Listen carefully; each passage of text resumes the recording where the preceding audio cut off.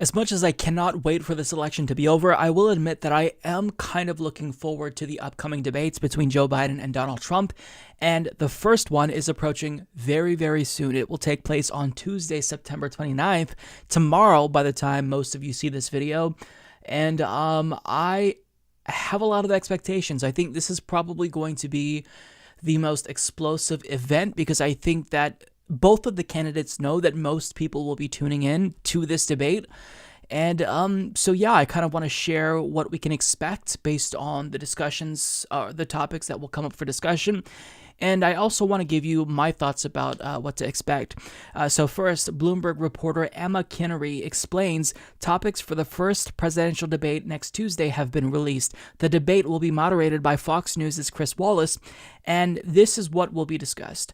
The records of both Donald Trump and Joe Biden, the Supreme Court, highly contentious issue currently, COVID-19, probably the most important issue to voters, the economy, race, and violence in our cities, and the integrity of the election.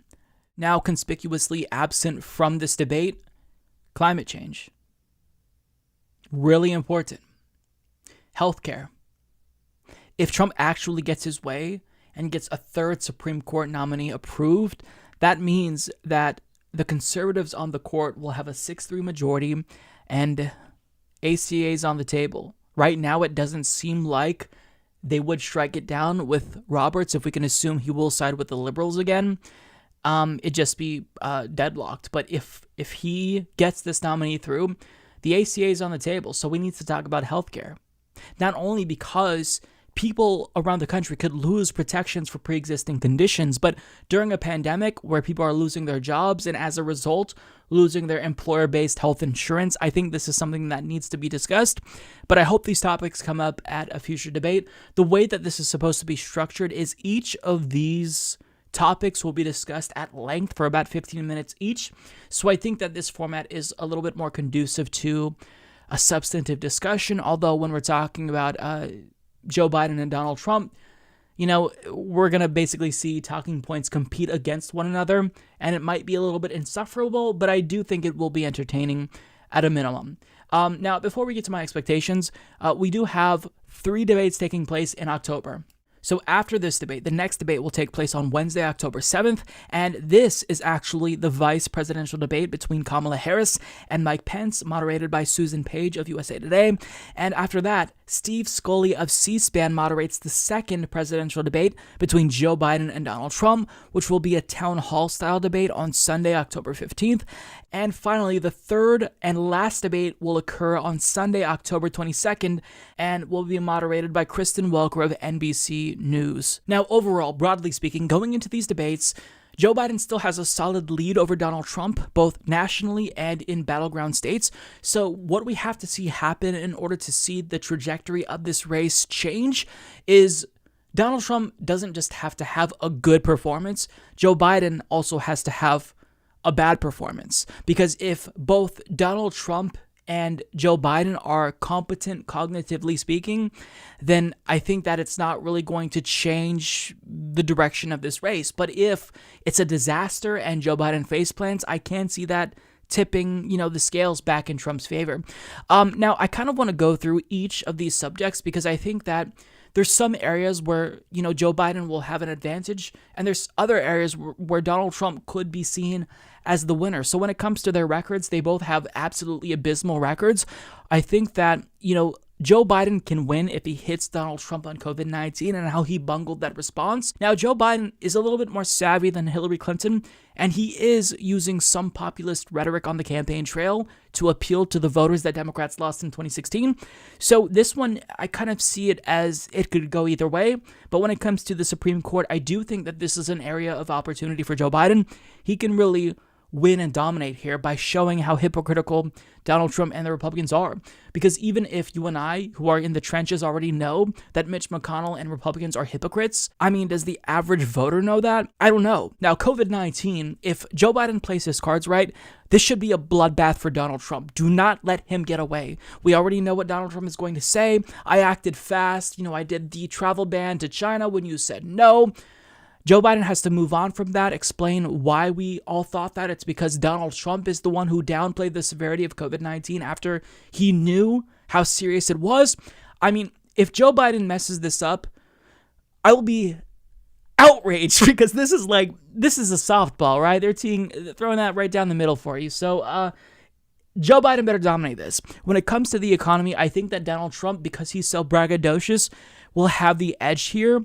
Although if Joe Biden is able to capably respond to Donald Trump talking about how, the stock market is doing well and actually explain to people that the stock market isn't an indicator of how average Americans are doing, Joe Biden can actually do well here. Now, when it comes to race and violence in our cities, I think that Trump has the potential to appeal to these white suburban voters that the Democratic Party has been trying to win over by saying, look, you see all of this chaos in the streets, this is something that, the Democrats support. I don't support this. This is law and order. But at the same time, Joe Biden can say, look, this is all happening on your watch. You're declaring certain cities like Seattle and Portland anarchist jurisdictions. So are you saying that you're not a competent leader if the country is devolving into anarchy? Like, he can really play around and clown on Donald Trump here. I don't know if he's going to be effective at doing that, but if Joe Biden can at least show a little bit of sensitivity to the issue of race and criminal justice, then he can do a really good job here and at least show voters that he's more in tune to the protests and what people want and the need for criminal justice reform than Donald Trump is, and police reform more specifically.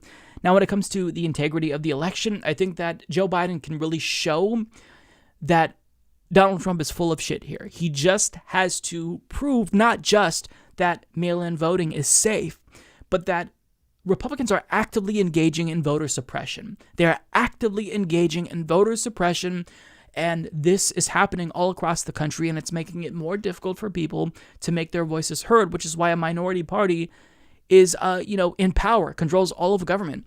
So, for each of these topics, I kind of feel like overall, Joe Biden has the advantage based on what they're going to be discussing. But at the same time, Biden's got to be on point. He can't be making too many gaffes. Whatever his aides gave him at that debate between Bernie Sanders and him, I don't know if, they got him hyped up on sugar, gave him a little bit of Coke. I'm, of course, talking about Coca-Cola. Whatever it is, he's got to bring that same energy to this debate, because you can't afford to fuck up the first debate. If you fuck up this debate and out of the gate look like you're in, really severe cognitive decline, if you're having one of your bad days, I mean, that could change the direction of this race. Trump could get momentum, and sometimes when you get momentum, it's sort of like a snowball effect. It just keeps growing. So this debate especially, Biden has to come prepared. I think that the second VP debate, if we have, Joe Biden perform competently at this first debate, I think Kamala Harris will do a pretty good job against Mike Pence. When she actually tries, she does a great job debating. I've seen some pretty horrible debate performances, particularly towards the end of her campaign in 2019. But if she actually brings the energy that she brought to that first debate that she did in the Democratic Party primary, she can obliterate Mike Pence. Like, she is a good debater. She just has to come prepared, and I think that she will. But so long as Biden has a good first performance and Kamala Harris is able to back him up with a solid second performance by debates 2 and 3, where you have a more town hall style, well, that one isn't going to be as intense. And by the time, it's the third debate, I think that there's going to be some people who are just already tuning out the election. They've made their decision, but then, the last minute voters are going to see, both of the candidates make their last pitch, and this will be the last impression that they get. But I think as long as Joe Biden has a good start, then that's not going to be enough to change the momentum, right? In Trump's direction, that is. So, we'll see what happens. Either way, I expect to be entertained, but Joe Biden's aides better get him prepared. He should be practicing day and night, have everything he says be rehearsed. Like, he can't afford to fuck this up. Like, I've said this, I sound like a broken record, but if you faceplant out of the gate, it's going to be bad. So just maintain that lead. Donald Trump is going to be trying hard because he knows he's losing currently. So make sure you come prepared. And I think you'll be okay so long as you don't absolutely make a fool of yourself, Joe Biden. Not that he's watching, but he better bring it.